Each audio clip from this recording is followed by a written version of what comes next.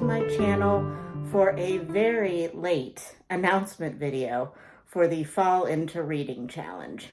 Now, what is the Fall Into Reading Challenge, you may ask, if you are new? The Fall Into Reading Challenge was created by my friend Tia over at Tia and All the Books a couple of years ago. I think this is maybe our third year of running the challenge. This year, though, Tia has backed away from hosting the overall challenge.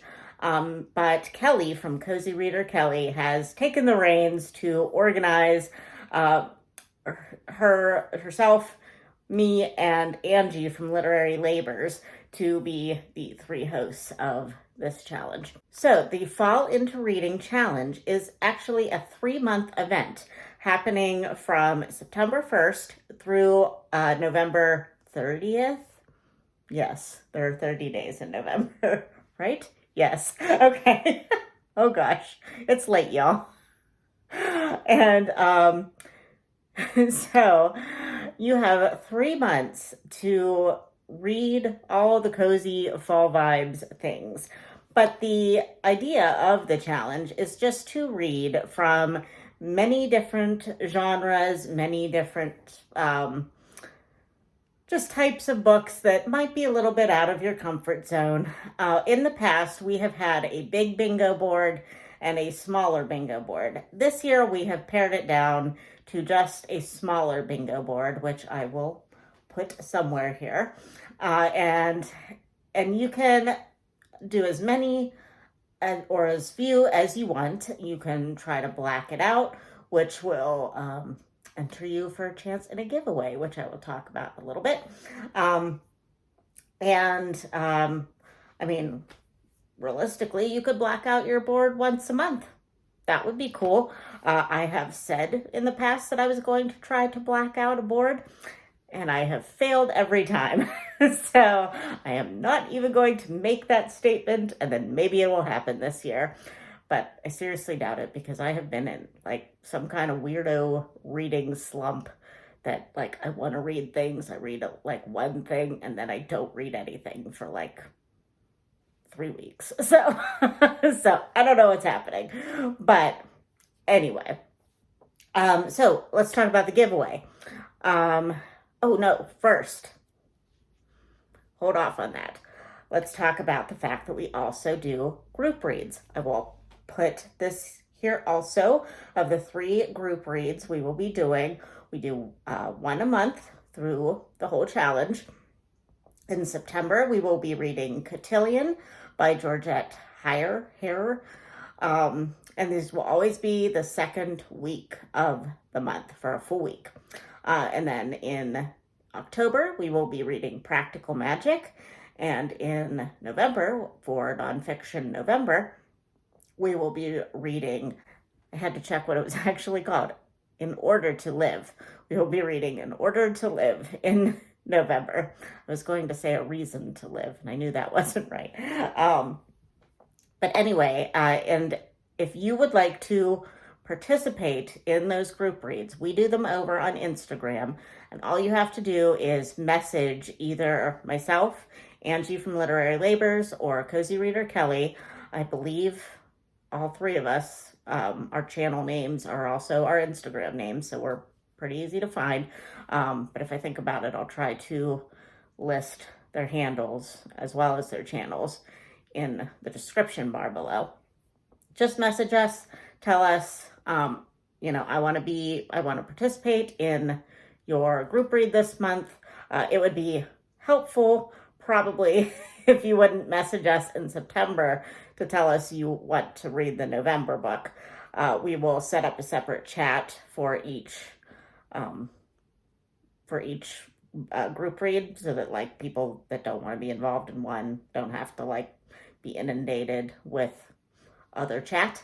So like before September, so you could start messaging us now on Instagram. You can tell us that you want to be part of the chat for Cotillion in September.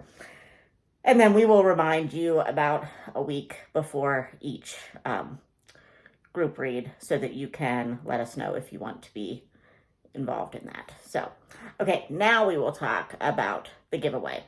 The giveaway is if you black out your board, you must post it in Instagram and tag one or all three of us, and we will.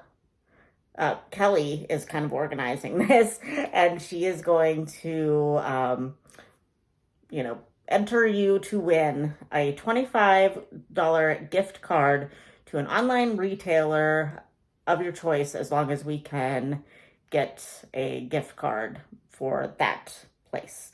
So I will link Kelly's announcement video down below, so that you can go watch her for the particulars of the giveaway, because I'm sure there's something about it that I'm missing. But she kind of organized that, so I don't want to misspeak. So to definitely go check out Kelly's channel for that specific giveaway information. But that will be done via Instagram. So when you black out your board, just post it in your stories or in your feed too, it doesn't matter. But just make sure that you tag one or all of us. Probably the best one to tag would be Kelly if you were only going to tag one of us, but feel free to tag us all. So yeah, I think that is all the announcement information. So now I thought I would just tack on my September TBR to this announcement video, because it probably will center around the Fall into Reading Challenge for the most part. And if you are not interested in this, in seeing my TBR, I will hopefully see you in September for the Fall into Reading Challenge. And I hope you have a lovely start to your September. But now let us talk about what I hope to read in September. Okay, first things first. The other readathon that I co-host in September is Shaktember, which is all about reading Shakespeare for the month of September. And luckily, Shakespeare can fit in multiple places on the bingo board for the Fall into Reading Challenge. So this year we are reading specifically, although you can just read whatever Shakespeare you want. But if you want to follow along with myself, Lukash, or Jason, whose channels I will also link below, we are reading specific plays every week and some sonnets at the end of the month. So week number 1, we are reading All's Well That Ends Well. Week 2 is Coriolanus, and week 3 is Midsummer Night's Dream. And then week 4 will be some various sonnets that the 3 hosts picked. So, and I will link my announcement video to that below so you can see all that information. Let's see what else. Oh, okay, so I have picked for the bingo board for the Fall into Reading Challenge, I picked All's Well That Ends Well as my classic, because obviously Shakespeare is as classic as they come. And I have picked Midsummer Night's Dream as my fantasy read, because yes, friends, there are fairies, there are shapeshifters, there are, I don't know if they really classify as shapeshifters. I'm not really good at the fantasy genre, but there is just magic everywhere. So it was definitely a fantasy. So I am using those two as as 2 spaces on my bingo board. And also, one of the spaces on the list is short story.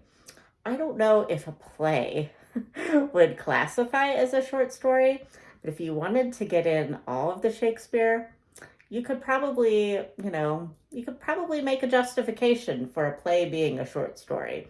So if you want to read Coriolanus with us and you want to put in Coriolanus to short story, I bet we'd take it. So, I mean, that might be what I do. I don't know. I don't have a short story yet on my TBR, so we'll see. But I am planning on doing a vlog style reading, like kind of beginners uh, reading experience for the Shakespeare that we are reading this month. I will be reading out of the Harold Bloom uh, criticism in my own time for some ideas on the Shakespeare, but I do not expect anybody else to read this, and I will be trying to make it as easy to follow as possible for you. But I'm not going to do like a sit down discussion video. You're just going to follow along with me as I read through these books, and then we'll just talk about it. It'll be fun. So, and maybe we'll watch. Well, we won't watch it together, but maybe I'll watch a couple of Shakespeare adaptations, because that is my mantra, that as much as I love reading Shakespeare, I love watching it even more. So I believe that plays are meant to be performed and watched. So not just sitting in a room reading it to yourself. So, I mean, there's a place for that, obviously, but so yeah. So I'm hoping that saying it here that I'm going to do vlogs every week will make it happen, because I have been terrible at vlogging this year. So we'll see. But all right, we're 12 minutes in. Let's continue on. Obviously, also in September, I will be reading our group read, Cotillion by Georgette Hare. I believe this is a romance. I really don't, I'm not sure about that, but Georgette Hare wrote mostly Regency romance? Yes. And mysteries, and sometimes they kind of go together. So, but I believe this is romance, so I'm putting it in the romance category. I believe it could also go for historical fiction, if you would like to use it for that. Because I think, yeah, she definitely writes like way earlier than she lived, I'm pretty sure. So, as you can tell, I don't know much about Georgette Hare, but I'm pretty sure it's all historical fiction. She's not writing like as if she were, she's not living about or writing about the time period she was living in. Next on my list, and I don't think that I have a category for this in the bingo board, but I will be buddy reading Little House on the Prairie by Laura Ingalls Wilder with my friend Amy Bowman from Amy's Bookish Life. We haven't picked a time frame with which to read this, but I am sure we will get to it sooner rather than later. This is just a copy from the library. This is actually the third in the series about Little House on the Prairie. I expected it to be, the first, but I think I read these as a child, and I remember Little House in the Big Woods being the first one, but I would have expected this to be at least second, but apparently Farmer Boy was second.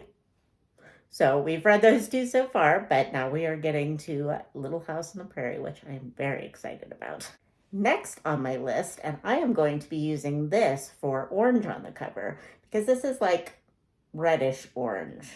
I thought it was more orange, but then when I got it from the library, it looked a little bit more red, but now looking at it in the viewfinder, it does look orange. I don't know. But anyway, this is Hagseed by Margaret Atwood.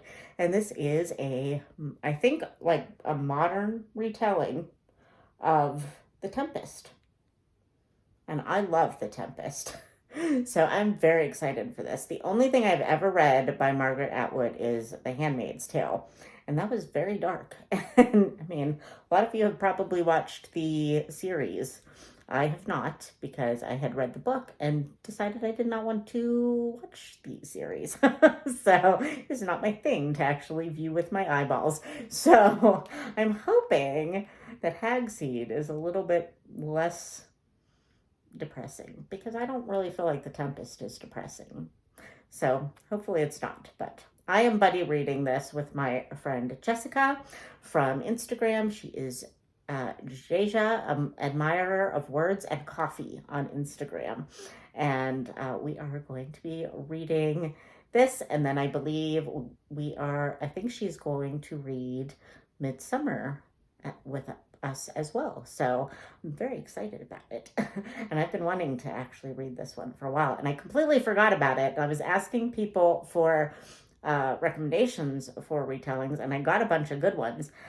So if I still have space in my brain after I read through a bunch of other things, I may pick up some of those other retellings because they all look really good. For the mystery and thriller space on the bingo board, I am going to be reading Violets and Vengeance by London Lovett. This is the 18th and currently the last book out in the Port Danby series, but I'm pretty sure that the next book comes out in September. So I really, really want to be caught up before the next book comes out so that I can just stay current with these books. So this one, I don't think it takes place in the autumn, but it doesn't really say. It centers around a marathon. So I'm thinking that if it takes place in the fall, I mean, that could be likely, but I feel like a lot of marathons take place in the heat of the summer. So I don't know though. I'm not a runner. But yeah, it takes place during a marathon, and Lacey Pinkerton, who is our protagonist, her friend Elsie is baking for the marathon runners, and someone winds up dead. So I really, really enjoy this series. You have heard me gush about it constantly. So I am so psyched to be caught up. I won't be caught up for long, I'm sure, but I'll be caught up if I read this early on in September. Oh, and for my historical fiction block, I will be reading The Gown, and this is for Krista from Books and Jams Patreon. This is her pick for September. I did not get the August book done, but I heard it was great, and I have been trying to be a better patron. And I read, I believe, the last two books that they picked and participated in their book clubs, and then I just didn't this last time. So I really want to get back into it, and The Gown is something that I've really been wanting to get to. Now, as I'm talking to you, I am not sure if The Gown is actually fiction or if it is like a nonfiction. Fiction or nonfiction, Rainey? So tell me, is it? Or is it like a fictionalized account of a historical event, which would make it historical fiction? You can see the existential crisis happening in my head as we speak. We're just going to move on. I'm going to read it whether I use it for a block or not. So let's just move on. And then the last book that I have on my for sure TBR is The Lost Apothecary by Sarah Penner. I have wanted to read this book for I don't know how long. And I went to my local bookstore. It's local, but it's not like super local to me, so I don't get there super often. But I very rarely buy books, to be honest with you, even though I'm on BookTube. One of the few, I think. But when I do, I don't mind. I mean, I mind a little bit paying full price for a book because I usually just go to the library. But when it's supporting my local bookstore, which is super cute, and I love the people who run it and everything, I'm just like, hey, I'm only buying one book, and I'm probably buying it once a month, once every 2 months at the most. So I don't mind buying a brand new book every once in a while. But anyway, so I went to this local bookstore, and I was with my college roommate, and we were just browsing around. But as soon as I walked into the store, this was one of the featured books on the shelf, and I just picked it up and I was like, well, I'm probably walking out with this book today. So I did, and I posted it on Instagram, and my friend Amanda from her Pacific Northwest Washington life wanted to buddy read it with me. So we are going to buddy read it, and I am going to use this for leaves on the cover for the Fall into Reading Challenge. So because there's very many leaves and prettiness on this cover. It's so pretty. I love it. So I am very excited. This could also be historical fiction. So if you tell me that the gown is not historical fiction, then I'll just use this for historical fiction. It's fine. I'm sure I can find another book with leaves on the cover. So yeah, maybe there's even leaves on the cover of the gown. I didn't look at the cover real closely. I mean, clearly there's a gown, but I believe that they are outside. So maybe there's some trees. I don't know. Okay, we're done with that. Editing Rainy here. I forgot to tell you about Storm in the Village, which is the third in the Fair Acre series by Miss Reed. We are going to be doing this as a read-along with my friends Kate Howe, Angie from Literary Labors, and Chelsea from Voyage of a Time Wanderer. All right, friends. So I hope that you will join us for the Fall into Reading Challenge. I hope that you will join me for Shake-Tember. It's not as bad. It's not as hard as you think. It is hard language, but just take it slow. Potentially let somebody else read it to you or read it out loud. I mean, have a family read along, read aloud. Everybody gets their own parts. And it will be perfectly fine and you'll understand it perfectly. I'm kidding, but it's still worth it. Trust me. But I hope that you will join me for a full month of reading and beyond if you're joining us for the Fall into Reading Challenge. And I will hopefully be back on Saturday or Sunday with my first vlog of reading All's Well That Ends Well. We'll see how that goes. Okay, I will talk to you soon, friends. Bye.